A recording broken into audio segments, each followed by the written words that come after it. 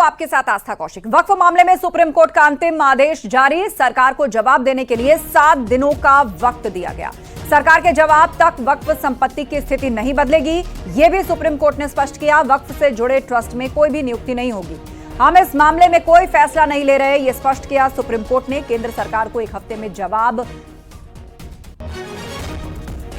नहीं देना। अगले 7 दिनों तक वक्फ बोर्ड में नई नियुक्ति या बदलाव नहीं होगा। तो कोई बदलाव नहीं, नई नियुक्ति नहीं होगी, सुप्रीम कोर्ट ने स्पष्ट किया है। फिलहाल कोई नई नियुक्ति या फिर बदलाव नहीं होगा।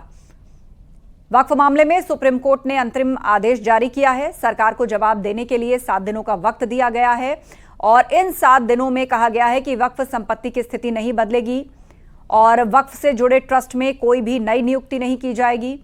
इस मामले में हम कोई फैसला नहीं ले रहे, यह भी स्पष्ट किया सुप्रीम कोर्ट ने। बल्कि उन्होंने स्टे नहीं किया है। जो भारत सरकार के सॉलिसिटर जनरल है, उन्होंने अपना स्टेटमेंट दिया है कि अगली तारीख तक न तो काउंसिल में न वक्फ बोर्ड में कोई अपॉइंटमेंट जो संशोधित कानून है उसके अनुसार किया जाएगा।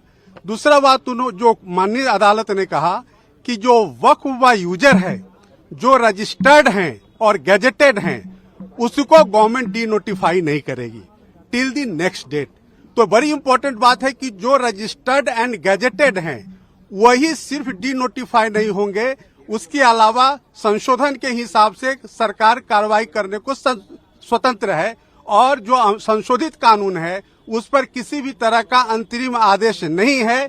और अगली तारीख तक भारत सरकार को अपना जवाब और उनको जो भी डॉक्यूमेंट्स देने हैं वो देने होंगे और उसके बाद उनको रिज्वाइंडर का जो पिटिशनर्स है उनको मौका दिया गया है। साथ ही साथ जो स्टेट गवर्नमेंट्स हैं वो भी अपना रिस्पॉन्स देंगे और ये कहा गया है कि अगली तारीख पर सुनवाई इस पूरे मामले की जारी होगी।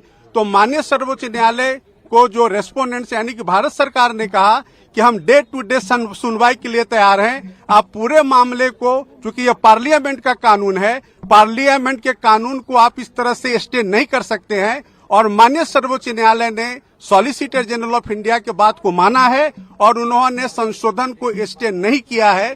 सिर्फ उन्होंने उनके 2 पॉइंट पे सॉलिसिटर जनरल के बात को रिकॉर्ड पे लेकर के और अगली तारीख 5 मई मुकर्रर कर दिया है और 5 मई से इस मामले भी आपने कोर्ट का, सुप्रीम कोर्ट के honourable chief justice of India के साथ जो बेंच का ऑर्डर आपने सुन लिया। हमारे काउंसिल निजाम पाशा ने उस बात की तरफ से काउंसिल है, मेरी फ्रेम है वो आइंदा फिर जब पेशी होगी हम लोग कोशिश करेंगे। तो यही बात है और कुछ आर्गुमेंट क्यों कर रहे हैं? नहीं, अभी जो सुप्रीम इस वक्त विशेष तौर पर बात करते हैं। हमारे साथ में वरुण कुमार सिन्हा जी हमारे साथ में हैं। सर, आज किस तरह से तमाम दलीलों को आपने रखा? देखिए, आज माननीय सर्वोच्च न्यायालय की जब सुनवाई शुरू हुई तो solicitor general of India Shri Tushar Mehta ने अपने तरफ से एक प्रस्ताव दिया, जिस प्रस्ताव को माननीय सर्वोच्च न्यायालय ने स्वीकार कर लिया। उनका प्रस्ताव ये था कि अगली तारीख तक मैं आश्वासन देता हूं कोर्ट को कि वक्फ काउंसिल में या वक्फ बोर्ड में कोई अपॉइंटमेंट नहीं किया जाएगा संशोधित कानून के हिसाब से। दूसरा, उन्होंने कहा जो वक्फ व यूजर है, जो रजिस्टर्ड एंड गैजेटेड हैं, उन पर। और आज सुप्रीम कोर्ट में आए और किस तरह से देखते हैं पूरे इस फैसले को? देखिए, माननीय उच्चतम न्यायालय ने एक अंतरिम राहत दी है जो बहुत जरूरी राहत थी और इस राहत से हम खुश हैं, इसमें कोई दो राय नहीं। देश भर से बहुत सारी याचिकाएं थी, मैं भी उनमें से एक हूं। और इस पर चर्चा के लिए हमारे साथ गेस्ट पैनल जुड़ रहा है। संदीप मिश्रा जी हैं हमारे साथ, वरिष्ठ वकील, और साथ ही फजील अहमद जी जुड़ गए हैं, मुस्लिम स्कॉलर। प्रशांत उमराव हमारे साथ हैं, बीजेपी प्रवक्ता, और थोड़ी देर में समाजवादी पार्टी के भी प्रवक्ता जुड़ेंगे। आप सभी मेहमानों का बहुत बहुत स्वागत है। पर चूंकि कोर्ट ने अभी अभी आदेश दिया है तो सबसे पहले संदीप मिश्रा जी, आप ही से शुरुआत करते हुए, अंतरिम आदेश तो है, मतलब अंतरिम राहत तो है, लेकिन अंतिम आदेश नहीं। क्या इसको ऐसे समझा जाना चाहिए मौजूदा स्थिति में? कैसे समझाएंगे आप इसे दर्शकों को? देखिए, पहली बात तो मैं इस बात से कहूं कि कोई आदेश है ही नहीं। जो भी एक सबमिशन है और भारत सरकार की तरफ से जो तुषार मेहता जी सॉलिसिटर जनरल अपीयर हुए, उनका सबमिशन है कि हम अभी इसमें कुछ करने नहीं जा रहे हैं, हम स्टेटस को मेंटेन कर रहे हैं और उस बात को कोर्ट ने रिकॉर्ड पे लिया है। दूसरी बात मैं यहाँ पे जो आज की देखा आपने, इमरान प्रताप गढ़ी को आपने दिखाया, ओवैसी साहब को दिखाया, इन सभी लोगों के बीच जो एक प्रतिस्पर्धा चल रही थी कि हम झंडा बुलंद कर रहे हैं सुप्रीम कोर्ट में, उसको सुप्रीम कोर्ट ने आज रोक लगा दी। और लाइटर नोट पे उन्होंने कहा भी, तुषार मेहता सर ने, कि देखिए आपने नाम जो दे दिया कि इन री वक्फ अमेंडमेंट एक्ट 2025, अब पार्टीज का नाम नहीं चलेगा कहीं भी केस में, केवल और केवल केस का नाम होगा इनरी और वक्फ अमेंडमेंट एक्ट 2025। तो ऐसी स्थिति में जो अभी 73 के बीच लड़ाई चल रही है कि हम मुस्लिमों के झंडा बुलंद कर रहे हैं, तो इस पे कहीं ना कहीं रोक लगेगी। अब केवल नाम जाएगा, सिर्फ और सिर्फ जो मैं आपको एक्ट बता रहा हूं। तो यहां पर जो लड़ाई चल रही थी उस पे आज ये रोक लग गई है। दूसरी बात जो आपने कहा कि यहां पर स्टेटस को अब मेंटेन रहेगा अगली तारीख तक, और यानी कि जो पूर्ववर्ती स्थिति है संदीप जी, पूर्ववर्ती स्थिति है वो अगले आदेश तक मेंटेन रहेगी, यही सार है।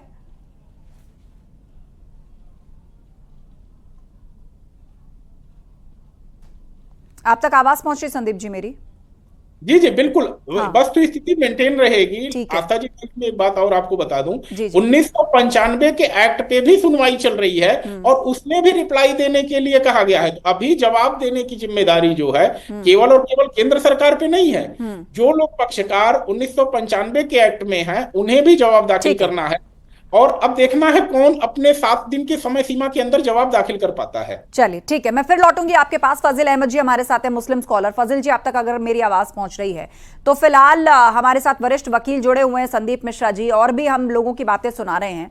तो ये जो 1 हफ्ते का टाइम पीरियड है, ये दिया जरूर गया है, पूर्ववर्ती स्थिति भी मेंटेन करने की बात है, लेकिन ये अंतिम आदेश नहीं है। हाँ, ये जरूर है कि कुछ फौरी राहत, जिसका आप लोग जिक्र कर सकते हैं बार बार।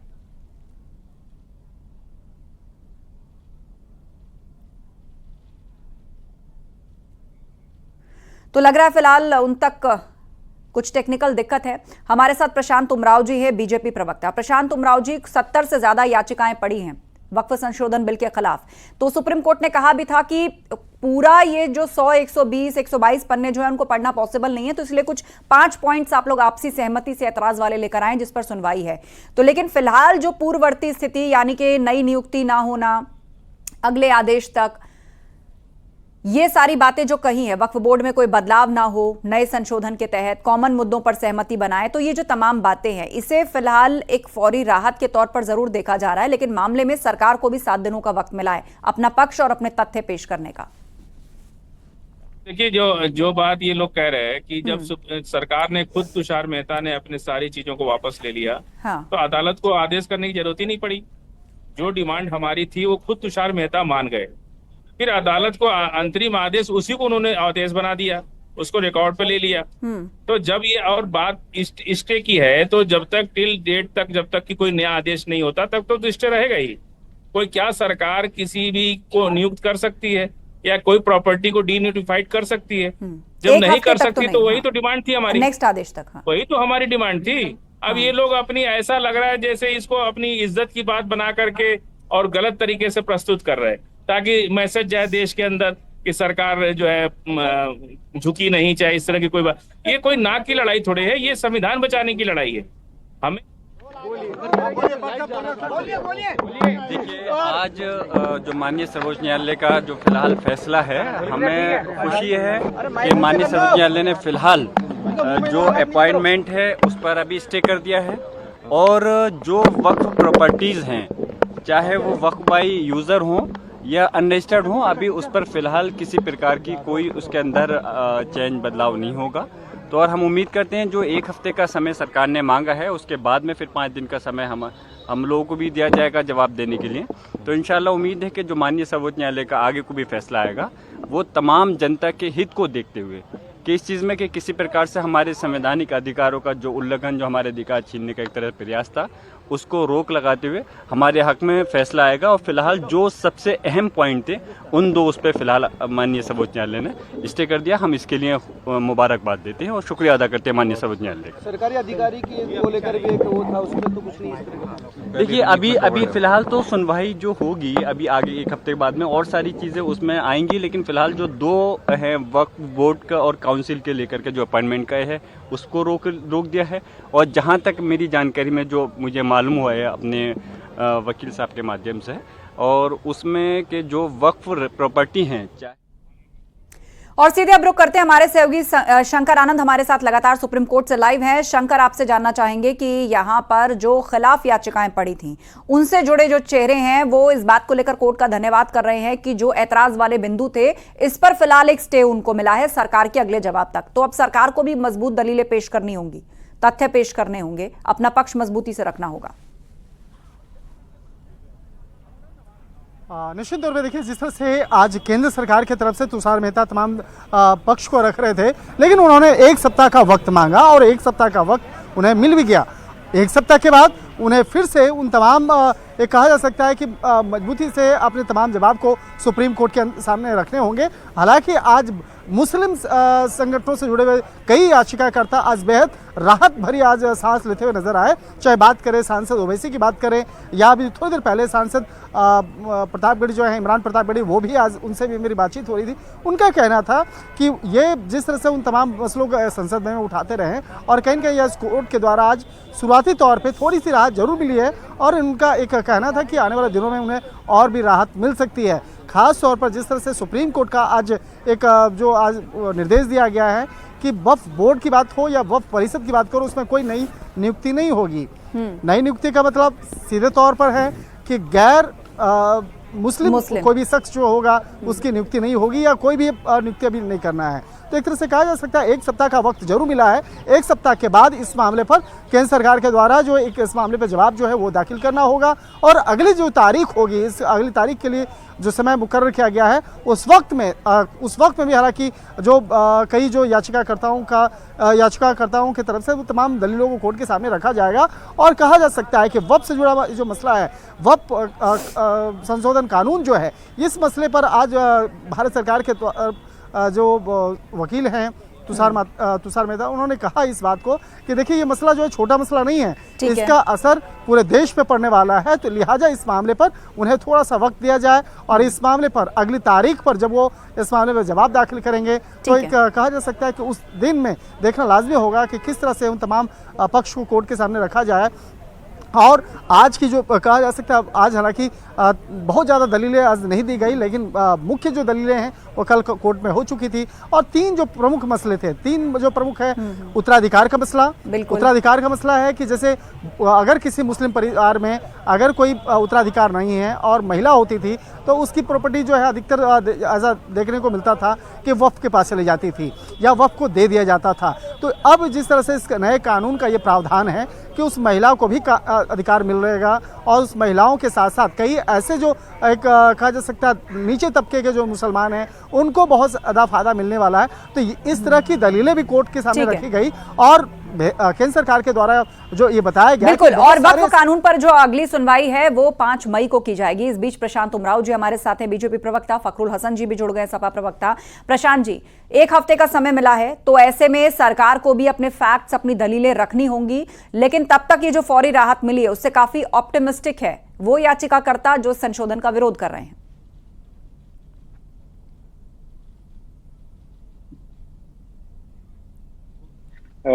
अब जो रिस्पोंडेंट होता है, विरोधी पक्ष होता है, उसको नोटिस दिया जाता है और उसको जवाब दाखिल करने का समय मिलता है।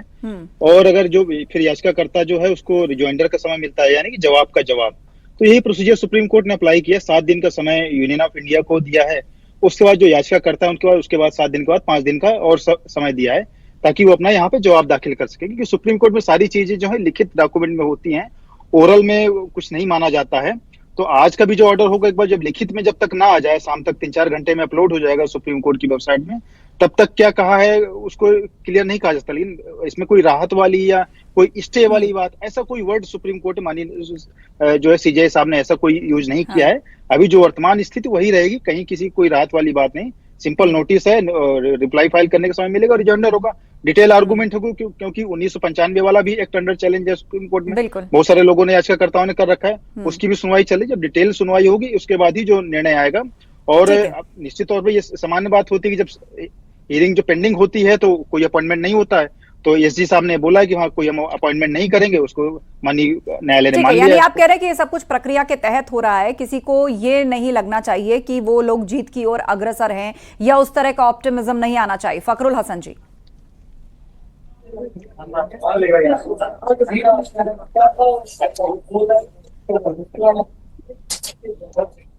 मैं कहना चाहता हूं कि जब सुनवाई चल रही थी तो माननीय जज ने कहा कि आप जो बोल रहे हैं सरकारी वकील उसको हम रिकॉर्ड पे ले रहे हैं, तो आप पहले जानकारी दुरुस्त कर लीजिए कि जो कुछ भी कोर्ट में बोला गया है उसको रिकॉर्ड पे ले लिया गया। दूसरी बात ये कि जिन संशोधनों को आपने किया था, देश की सबसे बड़ी अदालत ने कहा कि हम उसमें हस्तक्षेप नहीं करना चाह रहे, लेकिन आपको शपथ पत्र देना पड़ेगा। आप यहाँ उसको रिकॉर्ड पे ले रहे हैं कि आप जो संशोधन किए हैं, जो 3 संशोधन महत्वपूर्ण थे कि वक्फ की प्रॉपर्टी का स्टेटस चेंज नहीं होगा, वक्फ बाय यूजर का जो एक सेकंड माफी के साथ फखरुल जी आपको रोक रही हूँ। हमारे रिपोर्टर है शंकर आनंद, वो शायद कुछ अपडेट उनके पास है। जी शंकर, बोलिए, अपनी बात रखिए। निश्चित तौर पर देखिए, अभी अपडेट अभी फिलहाल नहीं कहा जा सकता है। अभी तमाम जो वकील हैं वो अभी बातचीत कर रहे हैं और कोर्ट के अंदर में जो आज तमाम दलीलें दी गई हैं तो उनके द्वारा इस तमाम बातों को रख रहे हैं। और निश्चित तौर पे जो हमारे गेस्ट हैं वो अभी जैसा कह रहे थे कि ये राहत कोर्ट के द्वारा नहीं है, लेकिन जो कई याचिकाकर्ता है उनको ऐसा लग रहा है कि ये उनके लिए राहत है। हालांकि यहाँ पे कोर्ट के द्वारा एक जिस तरह से कहा जा रहा था, एक सोशल मीडिया पे भी चल रहा था कि अंतरिम राहत दी जा गई है, एक अंतरिम फैसला सुनाए, ऐसा कुछ भी नहीं है। आज सिंपल सा एक मुख्य अगर एक लाइन की अगर बात करें तो आज केंद्र सरकार के द्वारा जो तुषार मेहता पेश हुए थे, उन्होंने कहा कि हमें 1 सप्ताह का वक्त दिया जाए और उसे 1 सप्ताह का वक्त मिला है। तो अगली जो सुनवाई होगी, अगली तारीख पर जो सुनवाई होगी, उस तारीख तक तमाम 7 दिनों के अंदर में तो उनको पक्ष अपना रखना होगा, लेकिन 5 तारीख को जब इस मामले पर सुनवाई होगी तो एक तरह से कहा जा सकता है कि विस्तार से इस मामले पर कोर्ट के अंदर में तमाम याचिका अपनी बात रख सकते हैं। ठीक है फखरुल जी, जी कंप्लीट कीजिए। तो और पहली बात ये कि मैं खुद वकालत किए हूँ, इसलिए जो बात आपके पत्रकार महोदय कह रहे हैं वो तथ्यों से परे है। पहली बात उनसे कहिए जानकारी करके फिर बोले, और अगर बीच में बोलना तो अपनी बात पे बोलना चाहिए था, मेरी बात के बीच में नहीं। और मैं अपनी बात को वहीं से शुरू कर रहा हूँ। वक्फ बाय यूजर, उनपे सरकार ने आप कान चाहे इधर से पकड़े चाहे उधर से पकड़िए, ये अदालत ने कहा कि आप हमें शपथ पत्र दीजिए कि आप इस पे आगे नहीं बढ़ेंगे। तो जो सरकारी वकील थे वो बोलते हैं कि हम इसका आपको आश्वस्त करते हैं। तो देश की अदालत ने कोई फैसला नहीं किया, लेकिन सरकार से उसका शपथ पत्र ले लिया कि आप आगे नहीं बढ़ेंगे। ये जानकारी हमारे जो आपके पत्रकार हैं मैं उनको भी दे देना चाहता हूँ, और इतना कम से कम वकालत हम लोग करे हुए, हम जानते हैं बात को।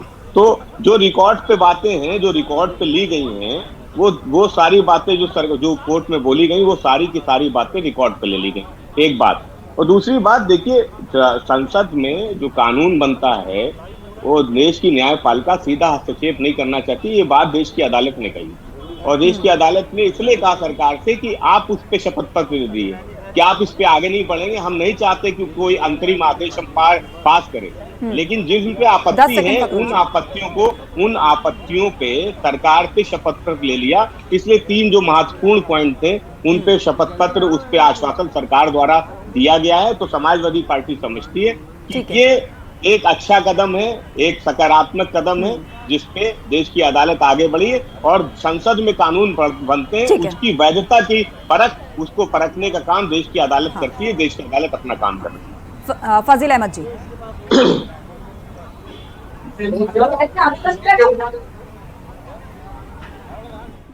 फाजिल जी आवाज आ रही है, आप बात रखना चाह रहे थे?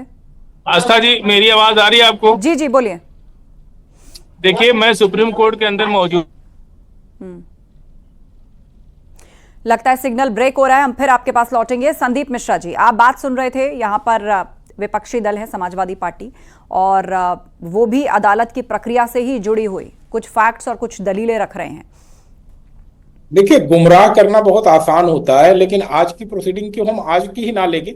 कल भी तुषार मेहता जी कह रहे थे कि 1 हफ्ते में कोई आसमान नहीं गिर रहा है और हम डे टू डे हियरिंग के लिए तैयार हैं। तो जो तुषार मेहता जी ने आज जो 1 हफ्ते के लिए बात कही है, वो भी कल की ही बात को आगे बढ़ा रहे थे। और दूसरी बात जो कही जा रही है कि अदालत ने ये कहा वो कहा, मैं प्रशांत उमराव जी की बात को आगे बढ़ा रहा हूं कि उन्होंने कहा भाई 2-4 घंटे में आसमान नहीं गिर रहा है, ऑर्डर अपलोड हो जाने दीजिए, पता चल जाएगा क्या है। और क्योंकि अदालत सीधे टकराव में नहीं आना चाहती है विधायी का, बाहर आ जाएगा। ये अभी तक जो कुछ भी हुआ, जितने पॉइंट्स पर हम लोगों को एतराज था, उन सारे पॉइंट्स में कोर्ट ने हमको रिलीफ दिया है। और भाई अभी ये 1 हफ्ते का जो समय है वो स्टे का समय नहीं है, 1 हफ्ते का समय जो है सरकार को जवाब देने का है। ठीक है। अगली तारीख 28 तारीख को लगी है और ये आगे हेयरिंग होगी, इस पर सुनवाई होगी, बाकी कोई ठीक है फाइनल फजील जी, आप फैसला होने सुप्रीम कोर्ट तक में ही हैं, ये हमारे पूरी सहयोगी तरह भी से वहां पर स्टे हैं। है। हाँ, आदेश को संदीप जी बात अगले खत्म आदेश करिए। तक इस पर कोई कार्रवाई नहीं होगी, ऐसा ठीक सरकार है के फजील जी, वकील ने समय तुषार खत्म मेहता हो रहा है, ने माना बहस लंबी चलेगी और मुझे लगता है कि सुप्रीम कोर्ट पर जो ये तमाम बातें पहुंची हैं, 5 मई को अब सुनवाई की अगली तारीख है और दोनों ही पक्ष फिलहाल अपनी अपनी तरीके से आशान्वित हैं अपने केस को लेकर। आप सभी का शुक्रिया इस बातचीत में शामिल होने के लिए। कांग्रेस के राज्यसभा सांसद इमरान प्रतापगढ़ी ने क्या कहा है न्यूज 18 से आपको सुनवाते हैं। सुप्रीम कोर्ट में आए और किस तरह से देखते हैं पूरे इस फैसले को? देखिए, माननीय उच्चतम न्यायालय ने एक अंतरिम राहत दी है जो बहुत ज़रूरी राहत थी और इस राहत से हम खुश हैं, इसमें कोई दो राय नहीं। देश भर से बहुत सारी याचिकाएं थी, मैं भी उनमें से एक हूं और ये बिल पूरी तरह से कॉन्स्टिट्यूशन के खिलाफ है। जो अमेंडमेंट लाए गए थे वो सिर्फ और सिर्फ वक्फ की ज़मीनों को हड़पने के लिए सरकार की एक कोशिश थी, एक साजिश थी और मुझे खुशी है कि माननीय उच्चतम न्यायालय और माननीय मुख्य न्यायाधीश महोदय इस बात को समझ रहे हैं और जो उन्होंने पॉइंट्स रखे हैं उससे पता चलता है कि भविष्य में हमें और बेहतर रिलीफ मिलेगी। आज की रिलीफ के लिए माननीय उच्चतम न्यायालय का बहुत शुक्रिया। कम से कम अगले 1-1.5 हफ्ते तक सरकारी तौर पर वक्फ की जमीनों को लूटा नहीं जा सकेगा। नियुक्ति के मसले पर भी रोक लगा दी गई है। धन्यवाद। यही सारे पॉइंट थे जो हमने पार्लियामेंट में उठाए थे, जिसके लिए पूरी जेपीसी में अपोजिशन के मेंबर्स कह रहे थे कि आप इन सारे सुझावों को मानिए, लेकिन वो नहीं मान रहे थे। आज बहुत खुशी का जो एक पल आपके चेहरे पर देखा जा रहा है। हम फिलहाल बहुत मायूस भी नहीं थे और अब बहुत खुश भी नहीं है, लेकिन हम संतुष्ट हैं कि माननीय उच्चतम न्यायालय संविधान बचाने के लिए, ये हमारी जीत नहीं है, ये संविधान की जीत है। संविधान से देश चलेगा, संविधान से कानून बनेंगे, किसी की मर्जी से नहीं बनेंगे। ये सरकारों को समझना चाहिए।